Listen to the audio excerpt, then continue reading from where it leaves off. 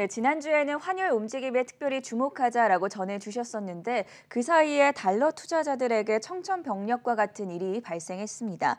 바로 중국과 러시아가 달러화를 쓰지 말고 앞으로는 위안화와 루블화만 쓰자는 합의인데요. 코로나 사태 이후에 중국과 러시아 간의 교역이 급증하고 있는 상황 속에서 아무래도 미국과의 마찰이 날로 심해지고 있는 상황을 감안해 본다면 정말 중요한 움직임이었다는 생각이 듭니다. 오늘은 이 내용에 대한 진단 들어보도록 하겠습니다. 한국경제신문의 한상춘 논설위원 나오셨습니다. 안녕하십니까? 네, 안녕하십니까? 자, 먼저 뉴욕 증시 흐름부터 살펴보도록 하죠. 지난주에는 이제 주말 사이에 발표되는 8월 PPI가 중요하다고 말씀해 주셨었는데 수치가 굉장히 높게 나오지 않았습니까? 네, 일단은 그 지난 주말에 이렇게 지난주 중에 시청자 여러분이 많이 궁금해 하셨었는데요. 네. 건강에 돌아오신 데에 대해서 진행자로서 감사단 네. 말씀드리겠습니다. 역시 그 지난 그 주 내내 주말에 발표했던 미국의 8월 그 생산자 물가 우리 캐스터분께서 전해주셨습니다는 굉장히 높게 나왔죠. 7월에 그 7.8%에서 0.5%포인트 올라간 8.3%가 나왔는데요. 이 충격이 3대 지수를 끌어냈다 이렇게 보겠습니다. 아무래도 이렇게 생산자 물가가 이렇게 높게 나오면 스태그플레이션 우려가 윈드에서 윈즈로 기류로 이렇게 변한다는 걸 말씀드리고요. 또 한 가지는 지금 작년 1년 전에 결정됐던 평균 물가 목표제에 의해서 물가가 올라가는 것을 페드라든가 파월 의장이 사실 그 용인하고 있는 이런 상태인데요. 지금 그 인플레 문제가 지난 그 4월 이후에 이렇게 그 불거진 점을 감안해 볼 때 5개월 정도 지금 이제 예상으로 보면 한 9월까지는 이렇게 고공행진 지속될 거 이렇게 보이거든요. 그런 측면에서 한 반년 동안 이렇게 지속된다는 것은 페드라든가 파월 의장이 일시적이다 하는 이 문제의 회의론이 굉장히 많이 붙고 있습니다. 그래서 평균 물가제로 용인하기에는 기간이 너무 오랫동안 인플레가 지속된다 이렇게 이제 보시면 되겠고요. 지금 그 파월에 대해서는 비판이 굉장히 많습니다. 네. 굉장히 비판이 많습니다. 이게 일시적이다 해서 아주 공식적으로 틀렸다 하는 이런 분위기가 나오고 있거든요. 통화 정책이라는 건 프리엠프티브 선제적인데 저러한 그 예측력을 갖고 어떻게 중앙은행 수장 내지는 페드의 그 의장을 맡겠느냐 하는 아주 노골적인 비판으로 되고 있습니다. 그런 각도에서 인플레를 추정했던 사람들 오늘 좀 빨리빨리 좀 갈게요. 시간이 많이 늦어져서 퍼거슨과 로프코프 교수 같은 이런 사람들이 굉장히 많이 부각되는 상황이다 이렇게 보게 됐습니다. 아무래도 그 일정상에서 보면 이번 주에 여러 가지 일정이 있습니다는 내일 발표되는 CPI 8월 그 CPI가 얼마큼 나오느냐 높게 나올 겁니다. 높게 나오는데 얼마나 높게 나오느냐 하는 이 점이 지금 월가에서 가장 그 주목되는 상황이다 하는 걸 말씀드리겠습니다. 지난주에는 또 환율 움직임에 특별히 주목해야 한다라고 언급을 해주셨는데 실제로 우려할 만한 사항이 발생하지 않았습니까? 네, 앞서 그 김현석 특파원께서 7개월 만에 시진핑과 그 다음에 바이든 대통령이 이렇게 대화를 제기했던. 그렇죠. 근데 이제 외형상은 협조를 강조하지만 내면적으로 보면 더 갈등이 심화됐다 이렇게 보시면 되거든요. 왜냐하면 지금 서로 조합할 수 있는 그런 분위기는 아닙니다. 이미 루비콘 강이 건널 정도로 여러 가지 이슈가 많고 그다음에 대처하는 측면에서 이렇게 보면 협조를 해서 대처할 수 있는 상황이 아니거든요. 그런 과정에서 이것이 그동안 그 지적적 위험을 이렇게 통해서 환율 움직임에 투 트랙이 나타나고 있다 이렇게 볼 수 있습니다. 그래서 지난주부터 그 환율의 움직임에 대해서는 미 달러는 주요국 여기서 중국도 포함됩니다. 선진국 통화에 대해서는 약세 분위기다. 근데 사실 그 달러가 이거 약세 분위기라면 원화가 강세돼서 지난주에 원달러 환율이 떨어져야 되겠습니다는 오히려 원달러 환율이 지난주에 13원 정도 깜짝 놀랄 정도로 올라갔죠. 그래서 기업인들이 지난주에 원달러 환율 움직임을 좀 주목하실 필요가 있다고 특별히 강조해드린 것은 바로 그런 측면이다 이렇게 보겠습니다. 최근에 보면 미 달러가 주요국에 대해서는 약세 내지는 플랫하게 움직이고 그 다음에 사실 그 신흥국 통화 특히 한국 통화에 대해서는 원달러 환율이 올라가니까 그만큼 달러 강세가 되는 현상이 발생한다 이렇게 보시면 되겠습니다. 그래서 달러 인덱스상으로는 1973년 주요 국가들이 6개 국가들이 전부 선진국이기 때문에 달러 인덱스 가지고 원달러 환율을 이렇게 추정하는 국내 외환 전문가들은 그거는 지금 흐름상 투 트랙이기 때문에 연계성이 없습니다. 네. 그래서 달러 인덱스는 92, 93일에서 굉장히 안정적 움직임을 보일 겁니다. 왜 그럴까 하는 측면에서는 지금 일단 미국이 머크리적인 측면에서 스태그플레이션 되니까 이 자체가 달러 약세죠. 그 다음에 유럽이 지난주 ECB 회의에서 테이퍼링 추진 가능성에 대해서 라가르드 총리는 추진을 좀 신중을 기하자 하지만 전체적인 분위기는 테이퍼링 추진 가능성에 대해서 시사한 점을 감안해 볼 때 달러 인덱스상의 58%를 차지하는 유로가 강세다 보니까 유로에 대비해서 달러는 약세가 되겠죠. 스가가 26일 자민당에 포기했습니다. 엔달러 환율이 110에서 지금 109엔 뭐 이렇게 해서 엔화가 강세돼서 전형적으로 아베노미스의 인위적 발권력을 통해서 엔저를 유도하지 못할 때는 일본 경제원가상 엔과의 저주에 걸려서 엔화가 강세 보이는 그러면 달러 약세 되겠죠. 네. 달러 약세가 되는 이런 식에서 주요 국가 내지는 선진국 통화에 대해서는 달러 약세다 하는 이 측면을 좀 말씀을 드리겠는데요. 그런 측면에서 최근에 이런 점이 왜일까 하는 측면에서는 탈달러 모습이다. 탈달러 모습이다 이렇게 규명하고 있습니다. 이 탈달러 움직임이 앞으로도 계속해서 주목될 거로 이렇게 보이는데요. 탈달러라는 건 달러 영향권에서 벗어나자 하는 움직임을 말한다 이렇게 보겠습니다. 그러면 달러에 대해서 벗어나자 하는 주요 국가들, 중국 같은 러시아 국가들 이런 주요 국가라든가 선진국들이 이렇게 하는 움직임을 보이겠죠. 신흥국 같은 경우에는 아무래도 인위적인 그 국력에 의해서 달러 결제권에서 벗어나기는 좀 힘드니까 바로 그런 투 트랙이 나타나고 있다 이렇게 보이는데요. 지금 가장 큰 탈달러 움직임은 사회적 국가입니다. 중국이 주도해서 예. 여기에 러시아도 같이 붙이는 이런 모습을 보이고 있는데요. 지금 이렇게 탈달러 움직임을 보이는 데 있어서는 앞서 말씀드린 것 같이 바이든과 시진핑이 협조를 위해서 하지만 지금 루비콘 강을 건너는 이런 상황이다 하는 것을 누차에 말씀드리는데요. 그래서 협력에서는 한계가 있다 이렇게 보이는 것이 지금 미중 간의 그 마찰은 전방위적입니다. 트럼프 정부 때부터 사실 그 중국에 대해서 오히려 바이든 정부는 더 강력하게 추진하고 있는데요. 보통 그 관세, 하이 테리프 텍스 고관세에 때려가지고 그랬습니다는 그럼 첨단 기술까지 넘어갔다는 것은 잘 아실 겁니다.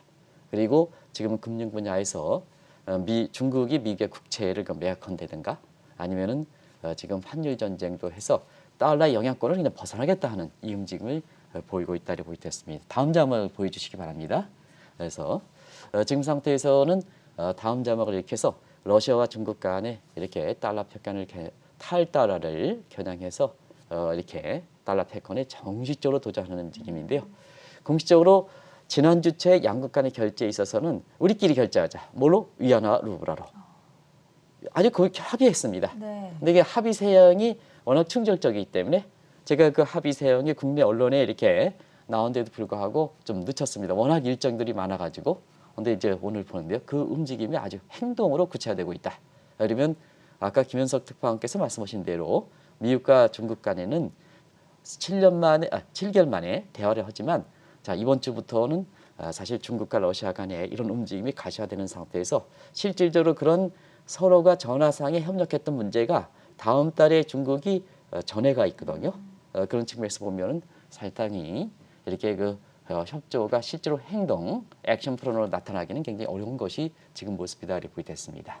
그리고 또 한 가지는 지금 텔레반 문제를 줄여서 텔레반을 가장 오글지를 수 있는 게 이미 군사도 미국 입장에서 나간 상태이기 때문에 오글지를 수 있는 방법은 지금 텔레반이라든가 아프가니스탄의 결제 통화의 약 98%를 차지하고 있는 네. 달러를 오글재는 게 바이든 정부가 마지막 남아있는 미국 국민들이라든가 이런 사람들을 이렇게 이렇게 안정적으로 이렇게 미국으로 본국으로 환류시키는데 가장 중요한 수단이거든요. 네. 그래서 달러 결정권 가지고 이렇게 신흥국들을 오글재는 이런 상황이기 때문에 앞서 말씀드린 환율 움직임에서는 투 트랙이 나타나고 그래서 원달러 환율이 달러 인덱스가 92, 94일인데도 지난주에 원달러 환율이 13원 정도 이렇게 급등하는 이런 양상을 보이고 있는 이런 상황이다 이렇게 보겠습니다.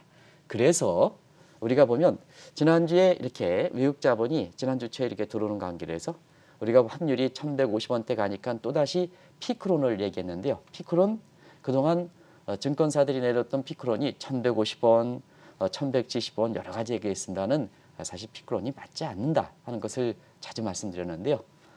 지난주에도 여지없이 지금 환율이 10원 이상 이렇게 급등하는 상태에서 사실 피크론이 여지없이 오고 외국 자본이 한때 이렇게 조금 들어오다가 다시 이렇게 우리가 그 지난주에 진단했던 테크래시 관련해서 카카오라든가 이런 그 네이버의 그 주식을 매도하는 과정에서 네. 코스피가 지난주에 전반적으로 떨어지는 이런 모습을 보이는 상황 이렇게 보시면 되겠습니다.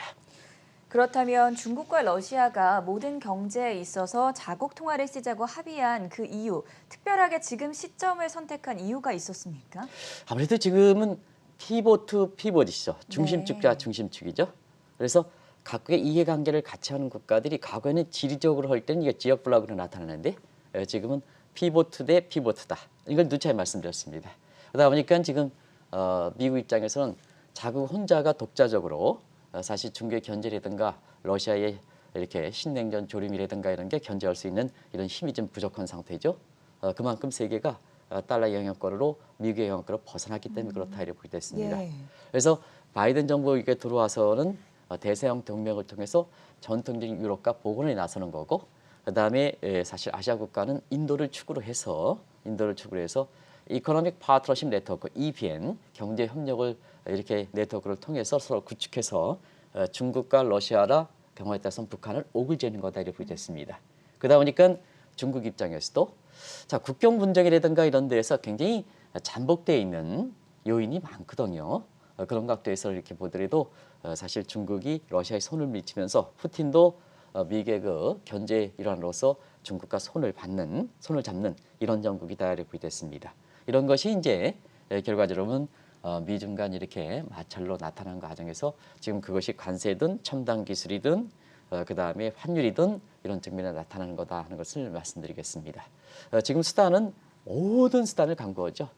지금 아마 나머지 수단이 있다 이렇게 본다면 디지털 통화가 들어오는데요. 디지털 통화에서 프로그램의 연계 시스템이기 때문에 네. 그래서 지금 그 센트럴 뱅크 디지털 커런시인데요. 이것을 그 글로벌적 연계시키면 세계 단일 통화를 연계시키는 것에서 어떻게 연계시킬 것이냐 하는 측면이 마지막 남아 있다 이렇게 보시면 되겠습니다. 그래서 지금 현재에 존재하는 중국에 대한 견제 수단은 대부분 다 동원하고 있는 이런 상황이다 이렇게 이제 보시면 되겠습니다. 그런 과정에서 지금 상태에서 앞으로 놓여있는 지금 관세라든가 첨단 기술이 이미 진행되는 과정에서 지금 진행되는 환율 전쟁 앞으로 디지털 통화니까 지금의 이렇게 우선순위 미중 간의 패권 마찰에서 우선순위는 통화라든가 앞으로 다가오는 디지털 통화 이런 쪽에 집중되는 상황에서 자 그런 쪽에 탈피를 내면 어떻게 하냐면 아무래도 사용 빈도수를 줄여야 되거든요. 그래서 뭐냐 중국이 도입돼서 탈달러를 속속 선언한 거다. 네. 사실 미중 간에 모두 우리 통화만 쓰자 선언한 거거든요. 이게 그냥 암묵적으로 쓰는 게 아니라 선언하는 거거든요. 앞으로는 이걸 하자 하는 탈달러 선언을 했던 배경이다 이렇게 보이겠습니다. 사실 이번 선언 이전에도 이 러시아와 중국 사이에 우리끼리는 자국 통화로 결제를 하자라는 이야기가 미리 나왔었고 또 노력도 많이 진전되지 않았습니까? 많이 진전되죠. 뭐든지 선언하려면 네. 그만까지 많이 진전됐기 때문에 선언하는 겁니다. 그래서 특히 국가 정상 간의 이렇게 합의는 나중에 국민들의 표심과 연결, 물론 사회주의 국가는 지지도와 연결되어 있는 문제이기 네. 때문에 선언을 하려면 이미 어느 정도 성과를 가져할 수 있는 단계까지 왔을 때 선언하는 거다. 하는 걸 말씀드리겠습니다. 네. 특히 사회주의 국가 간에는 특히 그렇다 이렇게 보겠습니다. 우리나라 같은 경우에는 이렇게 성숙 단계에 오지 않은데도 불구하고 선언해서 나중에 말이 공약이 진짜 지킬 공이 아니고 빌공짜 공약이 돼서 공약이 돼버리는 허망한 그 공약이 되는 이런 상황인데요. 사회주의 국가 간에는 그렇지 않다 하는 걸 말씀드리겠습니다. 한번 수치를 한번 보겠습니다. 양국 간의 달러 결제 부장은 2015년, 2015년이면 시청자 여러분 만으로 5년뿐이 안 됐죠. 햇수로 6주년이니까 이때 90%였습니다. 사실 그 사회주의 국가의 맹주죠. 전했고 중국과 러시아는 사회주의 국가의 맹주죠. 네. 맹국 간의 5년 전에 만으로 5년 전에 결제 비중에서 위안화도 그렇고 루블화도 그런데요. 달러 결제 비율이 90%였었습니다. 거의 대부분이요. 거의 대부분이었습니다. 네. 근데 사실상 올해 그 상반기 같은 경우에는 46으로 절반으로 떨어졌습니다. 절반으로.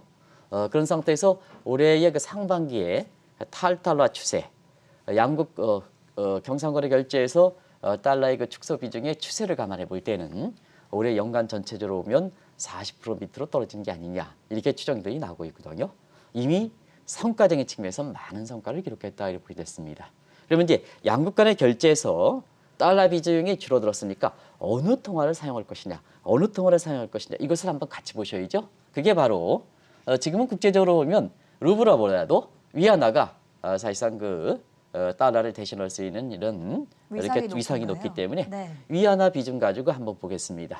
일단 양국 간의 결정에서 보면 달러 비중이 급격히 떨어진 데 반해서 위안화 비중은 급격히 올라가고 있다 이렇게 보게 됐습니다. 현재 위안화 결제 비중은 20% 정도 입학하거든요. 시청자 여러분 이걸 좀 잘 아셔야 될 게 사실 중국이 2015년에 고정 환율제를 포기하고 달러의 밴드 폭을 줬던 상황이거든요. 고정 환율제는 결제 통화를 사용하기 어렵습니다. 네. 왜냐하면 경상거래는 그때그때 왔다 사지지 않습니까? 통화가 고정돼 있으면 굉장히 어려운 거거든요.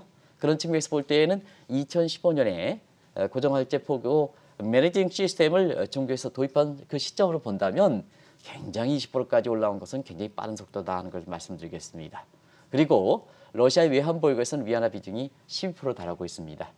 요 위안화 비중이 가는 데에는 왜 한계가 있냐면 러시아는 중국뿐만 아니라 세 개의 국가와 교역을 해야 되거든요. 근데 세계의 경제 경찰 기류가 IMF입니다. IMF거든요. IMF에서 사실상 위안화가 SDR에 편입된 게 2015년이거든요. 그것 또한 5년뿐이 안 됩니다. 그런 상태에서 외환 보유는 세계 모든 국가의 결제를 감하는 완충하기 때문에 아무리 러시아와 중국 간에 이렇게 경제 의존 관계가 된다 하더라도 위안화 비중을 저걸 50% 이상 올린다. 이건 있을 수가 없습니다. 네. 그런 점을 감안해 때 러시아 외환 보유고에서 위안화 비중이 지금 12%까지 올라온 상태는 굉장히 당초 예상보다도 중국과 러시아 간의 자국 통화 결제 비중이 그것이 스타학적인 측면에서 외환 보유고든 경상거래 사이드는 굉장히 급격히 빨리 올라가는 것이 지금의 현실이다. 이렇게 보시면 되겠습니다. 중국과 러시아가 주도하는 탈달러화 움직임, 그 성공 가능성에 대해서는 어느 정도로 보십니까? 가장 주목되는 사항이죠. 네. 성공 가능성 이 대목에 있어서는 많은 평가가 나옵니다. 미국을 지향하고 달러에 익숙한 사람은 이렇게 위안화라든가 루블라는 빼서 네. 사실 탈달러 움직임이 실패할 거다 하는 입장이고 그러나 중국에서 공부하신 분들 같은 경우에는 의외로 통제력이라는 걸 감안해 볼 때 네. 위안화의 성공 가능성을 기축통화로서 성공 가능성을 굉장히 긍정적 시각이 많다는 걸 말씀드리겠는데요. 사실 지금 상태에서 보면 달러가 지금까지 이렇게 보면 위상이 많이 떨어지고 있는 것은 사실입니다. 왜냐하면 달러의 위상에서 전혀 문제가 없었던 것이 1971년 2차 세계대전 브레튼 우즈 체제죠. 이때는 가치가 보장돼 있기 때문에 금으로 인해서 연계해서 그 이후에 스미드소니안 체제에서 가덕이 체제를 하다가 1970년 킹슨 체제를 하고 있는데요. 이게 외환 수급이 자국의 달러의 수급에 의해서 결정되는 체제이기 때문에 달러 약세는 불가피하게 약세될 수밖에 없습니다. 그러나 지금까지 이렇게 보면 1970년 이후에 지금까지 보면 비교적 달러 비중의 기축통화 이상이 잘 지켜왔다. 이런 측면에서 지금의 위안화의 3대 화폐 3대 거래 기준, 예를 들어서 거래 단위라든가 가치 저장이라든가 회계 단위 보면 회계 단위는 문제가 없을 겁니다. 회계 단위. 통지력에 의해서 전행코 중국 기업이야 위안화 써. 그럼 문제가 없을 겁니다. 네. 가치 저장 위안화 지금 우리나라에 투자하시는 분들 많죠. 그래서 위안화도 가치 저장률이 확보하고 있습니다. 그리고 거래적 동기 분야도 이게 러시아와 그다음에 중국 간에 합의한 국가는 이걸 좀 거래 단위에서 끌어올리겠는 게 아까 경상거래 나오죠. 네. 근데 이제 지금은 전 세계가 이렇게 하나이게 되기 때문에 그런 측면 한계가 있을 겁니다. 그래서 시간이 걸리겠지만 일반적으로 이렇게 그동안 달러 이상이 상당히 높게 했기 때문에 위안화의 기축통화 야망이 이렇게 완전히 실패할 것이다. 이렇게 한계를 보면 단정짓기에는 지금의 결제 비중이라든가 이런 거 볼 때는 빠르게 올라가는 추세다 이렇게 됐습니다. 그리고 중국이 아예 1대1로 계획은 실패했다. 근데 디지털 상에서는 코로나 사태 이후에 디지털 추세가 빠르게 되고 지금은 대안화폐의 결제 비중이 상당히 높기 때문에 100달러 같은 루겔 텐더 버퍼는 지금 필요 없지 않느냐. 시청자 여러분 해외 나갈 때도 카드만 있으면 됩니다. 그리고 앞으로 코인만 있으면 됩니다. 이런 점을 감안해 볼 때 디지털 통화 시대, 대안화폐 시대에서는 중국이 디지털 위안화 형태로 해서 새로운 기축통화 야망을 가승할 것이다 하는 것이 올해 양해 대회를 통해서 내부적으로 보면 홍색 공급망 전략, 홍색 그 궁금한 전략의 가치 사슬의 중심과 함께 세계의 가치 사슬의 중심지면 밸류체인의 중심지면 통화도 중심 통화, 기축의 중심 통화돼야 투 스텝이 맞는 거거든요. 네. 그런 측면에서는 디지털 위에 하나에 이렇게 야망을 그 기축 통화 야망을 실현돼 나갈 거로 이렇게 보이기 때문에 현재 그 버파에 대한 탈탈 움직임은 앞으로도 시간이 가면 갈수록 가속화되지 않겠나 이렇게 보고 있습니다. 이러한 탈달러화 움직임은 중국과 러시아에서만 일어나는 움직임이 아니라고 들었는데요. 우리나라의 경우는 어떻습니까? 자, 그러면 지금 탈달러 움직임이 네. 사회주 국가만 있는 거냐? 사회주 국가만 있는 거냐? 그러면 우리나라를 비롯해서 우리나라 문재인 정부는 뭐 탈달러 하면 할수록 좋아하시겠죠? 예. 이렇게 해서 우리의 그 독립성이라든가 이런 측면이 이렇게 보장됐다면 오케이, 그렇게 당연히 해야죠. 근데 다른 측면이 있다면 또 다른 그 비판을 그 받을 거로 이렇게 보이는데요. 사실 이 점은 민감한 사항이기 때문에 시청자의 판단에 맡기겠습니다. 저는 뭐 전자냐 분자냐 두 가지 요인이 다 결부돼 있다는 걸 말씀드리겠습니다. 정도까지 말씀드리냐 하면 오늘 아침부터 이렇게 정책으로 이게 민감한 상황 하면 제가 좀 곤혹스러울 것 같습니다. 어쨌든 경제가 높아지면 원화의 국제화돼서 위상이 높아지는 것은 현 정부의 무슨 중국과라든가 북한과의 관계없이 당연히 이렇게 탈달은 돼야 되는 겁니다. 근데 이제 지금 단순히 미국과의 패권 자체에서 중국과 러시아 간의 탈달러 움직임이냐? 그렇지 않습니다. 민주주의 국가도 지금은 탈달러 움직임이 빠르게 진전되고 있다 이렇게 보이겠습니다. 왜 그러냐면 미국이 잘못돼 있다 이렇게 보였습니다. 미국이 달러 중심권에서 글로벌 시너지 이펙트를 누리려면 그만큼 마청으로서 제대로 역할을 해야 되고 다른 국가들이 따라가거든요. 예. 근데 이제 저는 그 한국경제TV 방송을 통해서 자 지금 바이든 정부를 맞아서 됐습니다는 트럼프 정부 때 마청 역할을 했습니까? 못했습니까? 많은 비판을 받기도 많이 했죠. 비탔죠. 네. 그래서 많은 비판을 받았고 오히려 마청 역할을 하는 게 공공성 프로보노 퍼블리커 정신을 발행하는 게 아니라 자기의 트럼프의 이익을 강조했기 때문에 네. 다른 국가도 사실 그 탈달러 움직임에 나설 수밖에 없다 이렇게 됐습니다. 근데 거꾸로 그 바이든 정부는 트럼프의 반발로 인해서 사실 그 자유교육을 좀 증대시키지 않겠느냐 이렇게 봤습니다는 다자체내를 맡기지 않겠느냐 생각하겠습니다는 예. 지금까지 그 중국과의 마찰 과정에서 이렇게 보면 오히려 트럼프 정부다 경우에 따라서는 자국 중시 이기주의 국수주의 비판을 받을 정도로 더 지난 심해지기도 7개월 때 했고. 더 심해지는 양상이다. 네. 그럼 미국이 자국으로 이렇게 간다면 글로벌 시너지 이펙트를 누리는 사실 달러를 한국이라든가 유럽에서도 아무리 민주주의 체제를 유지한다 하더라도 그걸 따라가겠느냐. 자국의 이익이 확보하는데 바쁘겠죠. 그런 네. 과정에서 지금은 탈달러 움직임이 비단 사회주 국가가 주도해서 굉장히 뚜렷하게 나타나지만 전 세계적으로 나타나는 현상이다. 이후에 디지털 통화 시대를 앞두고 굉장히 하나의 그 전환점을 맞고 있다. 그래서 브레튼 우주 체제의 실질적으로 붕괴다 하는 이런 쪽의 비판이 나오는 것도 바로 미국이 마청 역할을 못하는 과정에서 나오는 네. 자연스러운 결과다 이렇게 볼 수 있습니다. 아직까지 그럴 단계는 아니지만 이 탈달러 움직임에 따라서 만약에 각국이 제각각 자국 통화를 사용하게 된다면 세계 경제와 또 글로벌 환율 시장에는 좀 어렵게 되지 않을까 이런 궁금증도 생기는데 어떻게 보십니까? 우리가 이제 각국 간에 놓여 있는 장벽은 있잖아요. 네. 장벽은 여러 가지 장벽이 있죠. 관세 장벽이 있고 그다음에 여러 가지 표준이라든가 인정이라든가 이런 장벽이 있고 네. 그다음에 환율적인 측면에서 장벽이 있겠죠. 그런 측면이 이렇게 있겠죠. 예. 그래서 그것을 우루과이 라운드부터해서 국경 간 장벽을 이렇게 하기 위해서 관세를 내리자 자유관세, 무관세 이렇게 주장했던 거고 그다음에 각종 그 첨단 기술에서 표준 인증자 그래서 글로벌 스탠다드를 만들자 하는 측면 그다음에 책에서 보면은 자 내국의 문제도 문제가 있지 않느냐. 예를 들어서 노동과 관련된 정책은 한국에 52시간인데 미국은 70시간이다. 그러면 경쟁력 측면에서는 미국의 월등히 유리하겠죠. 그렇죠. 그래서 이것도 좀 동일하게 하자 하는 측면이 블루 라운드, 테크놀로지 라운드, 컴피티션 라인도 이렇게 이제 쭉 해서 그동안 내정 간섭으로 얘기했던 문제를 서로 통일하자 하는 글로벌 문제가 스탠다드를 그렇죠. 세우는군요. 그래서 전 세계가 진짜 레벨 플레이닝 필드로 가자. 평평한 운동장으로 가자. 이렇게 네. 하는데요. 그중에 가장 그렇게 만들었다 하더라도 상품의 결제에서 자유로워진다면 예를 들어서 시청자 여러분 무역 간 장벽 해소하고 또 그동안 내정 간섭이라 했던 노동 기준, 경제 정책 기준, 기술 정책 기준 이런 것이 이제 통일화됐다면 세계가 통일되겠느냐? 상품은 자유롭겠지만 결제 통화는 사실 그 환율 장벽이 있으면 그게 쫓아가지 못하는 거거든요. 그래서 항상 통화라는 것은 상품의 어떻게 배인간 내지는 동맹 역할을 한다. 이렇게 얘기해. 정맥 역할, 동맹 역할을 한다는 거 아니겠습니까? 네. 그런 측면에서는 지금 탈달러 움직임에서 자, 각국이 제각각 위안화 쓰고 그다음에 사실 그 루블화도 쓰고 원화도 쓰고 유로화도 쓴다면 또 하나의 환율 정백이 만들어지는 거다 이렇게 보겠습니다. 그래서 올해 그 4분기 이후서부터는 이 환율 전쟁, 환율 문제 이런 문제가 교육 장벽으로 이렇게 되지 않느냐 하는 생각이 드는데요. 근데 이게 문제가 되는 것은 관세는 치면 됩니다. 양국 간의 미치기 이렇게 하면 됩니다. 그래서 이렇게 한대요. 환율은 절하 경쟁을 하면 다른 국가에 피해를 미칩니다.